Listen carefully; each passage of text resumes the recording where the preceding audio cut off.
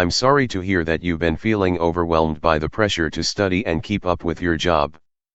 It's completely understandable to struggle with focusing and finding balance when you have such demanding responsibilities.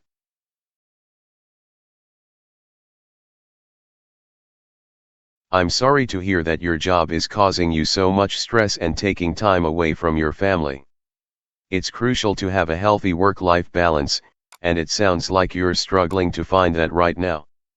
Have you considered talking to your employer about your concerns and setting boundaries for your working hours? I understand that you feel unheard and believe that your company would benefit from employees who have a strong work ethic as well as a good work-life balance. It's important to advocate for your own well-being and communicate your needs to your employer. Have you considered discussing this with your supervisor or someone in human resources? It sounds like you're having a difficult time communicating with this person and their actions are causing you stress. It's concerning to hear that you think they might harm themselves in the long run. Have you considered talking to a mental health professional about this situation?